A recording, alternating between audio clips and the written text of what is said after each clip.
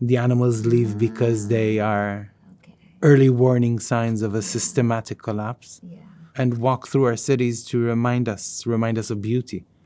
I think beauty is a big word, an important word. They remind us of what happens when we work together and that we can achieve impossible things, even ridiculously impossible things. But you know a lot about ridiculously impossible, right?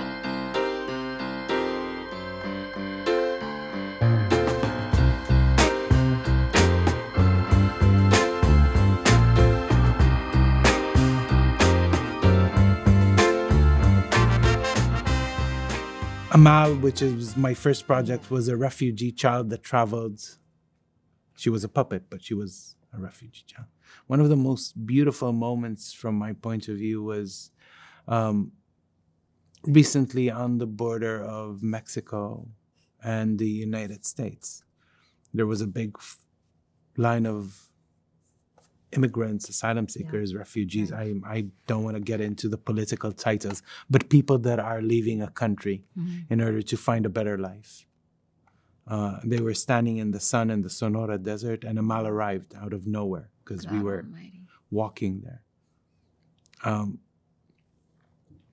there was a beautiful moment where the border police, the American border police, and the children of the immigrants and the immigrants themselves all had the same look on their face.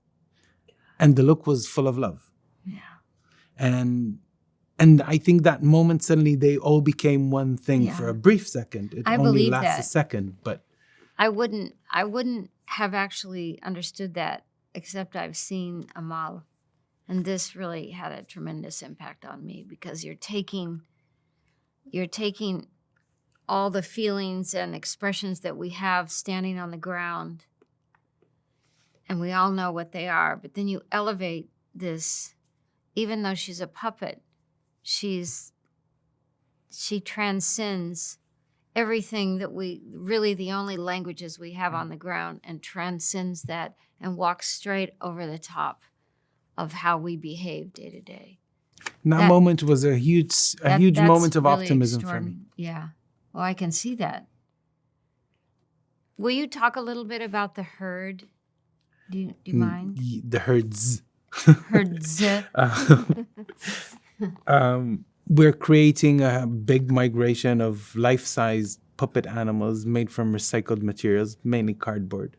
And we're going to start in Central Africa in the Congo Basin, which is in many ways the cradle of civilization. And we're going to journey from Congo, from Kinshasa, all the way to Tromsø in the north of Norway, in a long, slow journey of migration. The animals are leaving because the world is becoming too hot, so the animals leave because they are early warning signs of a systematic collapse. And the animals leave and walk through our cities to remind us of beauty. I think beauty is a big word, an important word. They remind us of what happens when we work together, because this project is obviously about a huge network of collaborations between people, and that we can achieve impossible things, even ridiculously impossible things. But you know a lot about ridiculously impossible, right? So that's the idea behind the herds. And we're starting in the spring of 25, so it's quite close. Yeah. And come and walk with me. I'm going with to. Lots of puppet animals. No, I'm going to. I'm going to take one of the gazelles, and I want to walk. I want to do the stint where they get far enough into the Sahara that they can't go any farther, and then they appear on the northern side. I can't wait. My thumb is out. I'm going to hitchhike on a paper camel. That's right. Wow. Amal was very, very powerful, not just because she was beautiful and very big. I think the pure genius of the people who created Amal Handspring Puppet Company was to create a perfect storm of vulnerability and fierceness. She's completely vulnerable as a structure. She's a stilt walker hanging above and can collapse at any second, and that's visible. People see that she's not stable, but she's also huge and fierce. Which leads me to my next question to you, in a way, because you are, in many ways, a mixture of vulnerability and fierceness, right? I think you took your personal pain and flipped it into this huge power to change things. And I think that opens up so many interesting points for me in questions I want to ask you of how do you do that? How do you take loss and pain and grief and turn it into this all-consuming positive power to change the world? Because you are changing the world. You know, I grew up in a family where our father was super clear, all of his kids. He didn't care what we did, but make sure you're great at it. So I had that kind of firepower drilled into me when I was little. And then Patagonia, Yvon Chouinard, who wanted to start making clothes, he just said, oh, here, invent this company. So I like starting things at zero. I like things that are difficult. I like, I don't know if that's a personality trait or something, but the work that Tompkins Conservation does today is essentially supporting our legacy groups, rewilding Chile in that country and rewilding Argentina, and expanding the work we've done for the last 30 years out into the rest of the continent in terms of rewilding and land and sea conservation. Doug and I worked in all these projects for 25 years, and then when he died, suddenly, it's no secret, I just wanted to go with him. Not kill myself, but just walk into the same lake and vanish. And yet, we have all of these people, these team members. They're like family. You have been through wars with them. You're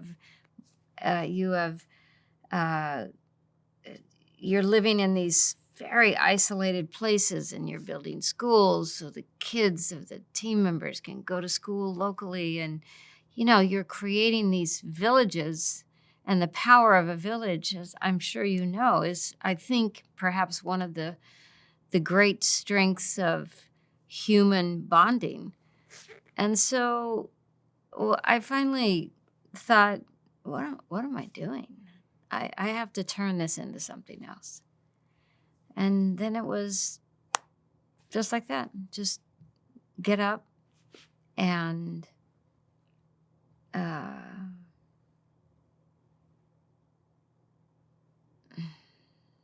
you just don't stop. I don't know. I think there are elements of our character and personality that only when they're at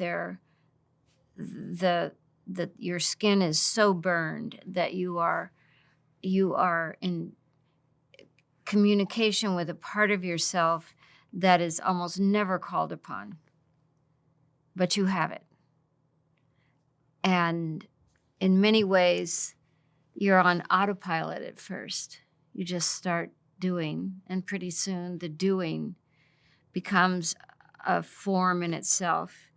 And the loss, it doesn't retract itself, but somehow it starts to add in to the doing. And so that, you know, grief is like learning to speak a second, third, fourth language, and eventually acting on things that you believe in and you're relentless about. That begins to take the same power that this grief had at one point. Something like that. How do you deal with no? Because I'm Not sure. Well. Yeah. I'm sure in creating these huge parks, there were many no's. There's many walls to bash your head against, and they don't always crack. You know, we haven't had so many no's. We've worked with 12 different presidents, and I think we've created a national park with every one of them. But we have had, very difficult times when people thought we were creating new Jewish states, even though we were raised as Anglicans, or a new military base for Argentina, or a nuclear waste dump for the United States. So we had years when it was quite dangerous and a lot of death threats. Phones were tapped for years and years and things like that. But I think you just keep your shoulder to the ground and keep doing exactly what you said you're doing. And eventually, people begin to understand that maybe what they've been talking about is what they're actually doing. And you have to earn people's trust. You have to. I think that's a huge part of the job, is showing up and doing exactly what you say you're going to do. And you do it year after year after year after year. And pretty soon you're starting to change culture. You're starting to change how society looks at their own jewels of their country. And it goes something like that. Are you an optimist now, after, Yeah, I'm not an optimist for this century, because I think what's already begun is, in terms of climate impacts, the great extinction crisis.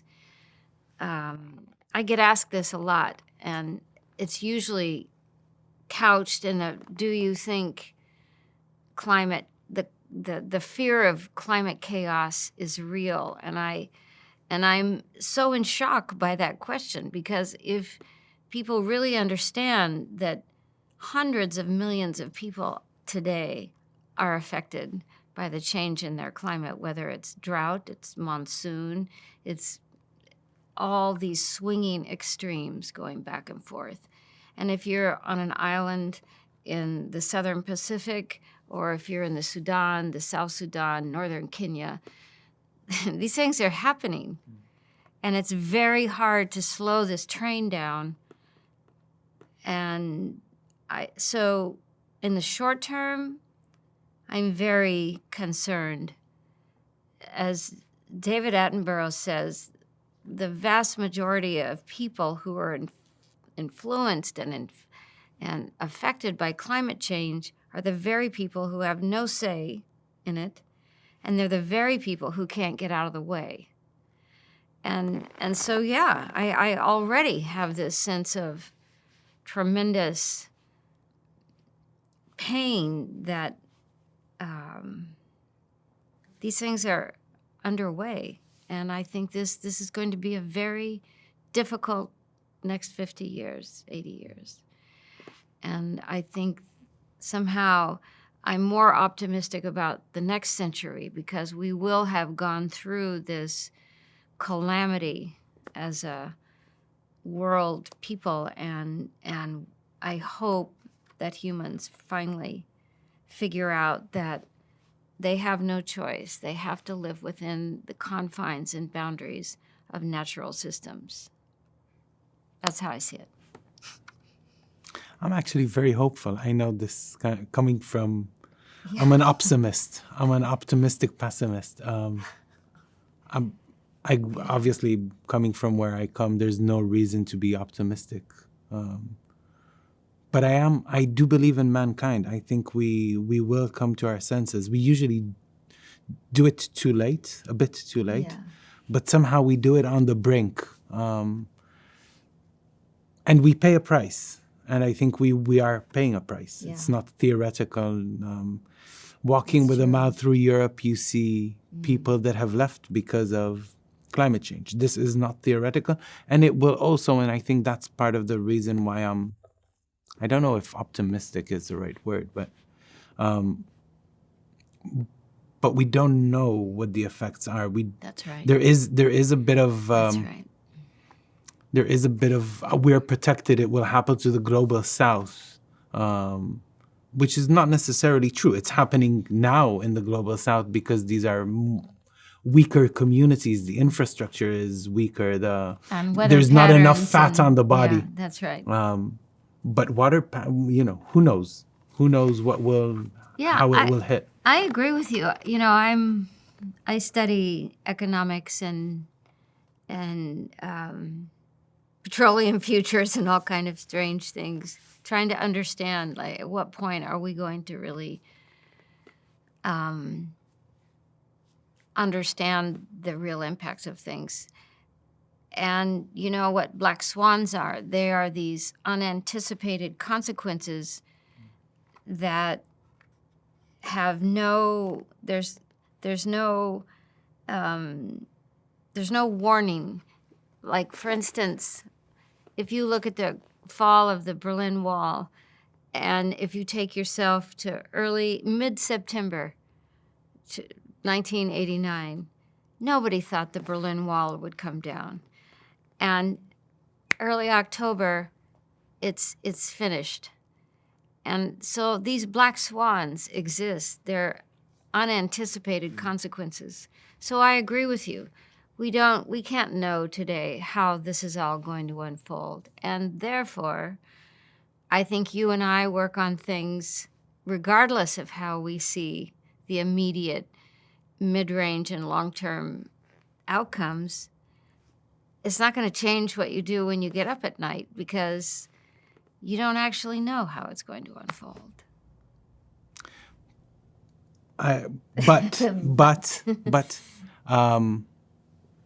And I think, and that's true to war and nature. Yeah. The minute it's over, life starts in all its vivacity and all its beauty. Yeah. You see a fire, and a second later, the forest starts again, kicks in again. In the midst of the terrible devastation that's happening in my homeland, there's children playing. And even in the rubble, I saw a beautiful video of children sliding down a slab of concrete of a demolished house. And the laughter and the joy was incredible. Inside all this misery. I think life is very powerful. And that's what keeps me optimistic in these very, very frightening times. And I'm not talking only about my homeland. I'm talking about our faith as mankind, as humankind. What keeps you awake at night? What are you thinking about? A lot of things keep me awake at night. I come from Palestine, so the year was especially tormenting. I've lost friends. The situation back home is very, very dire, and that keeps me awake at night. But I think that our lack of compassion is what drives me, and in many ways drove me to become a theater practitioner when I was a young kid in Palestine. And I chose the tool I know best, which is storytelling, to create compassion. And I think there's a lot of connection between the lack of compassion to our fellow man, but also to our climate, to our environment, to our spaces, to the other creatures that live with us on this ever-rotating planet. And I think they're very connected. All these issues are connected for me. I can't separate the violence that is ensued now in my home from the violence that is ensued on climate. And of course, they're also connected because the engine is very similar. Yeah, I completely agree. I think that the devastation of human communities through war or all sorts of injustice and inequity is exactly the same phenomenon that's happening with the non-human world as well. There's so few people who really pull the levers and run kind of the globalized economy and so on and so forth. But if we believe that all life has intrinsic value, which I think we do believe that, then it's very painful, as you say, in human societies, and it's extremely painful in the non-human world as these species blink out. And some of them millions and millions of years on this planet. And in the blink of an eye, in geologic time, they're gone. And of course, if you pull way back, species are rising and falling. But I have a lot of trouble staying so understanding when we know what's taking place in the human and non-human world. And the number of decisions within boardrooms around the world don't reflect the price that life is having to pay for this lifestyle who very few enjoy. What is the solution? Good question. Or is it a mix of solutions? Yeah, I think it's always a mix of solutions. I think I study collapse of civilization, human civilizations, as a hobby, not as my life's work. And I think we really change under crisis. I think humans tend to not do what's absolutely necessary until they have no choice but to act. And I'm talking about people who really have an impact, whether it's on the economic side, really any area.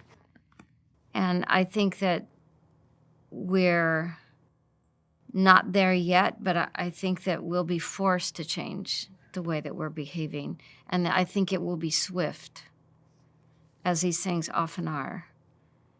And that's just what I think. I think we won't change until we're forced to.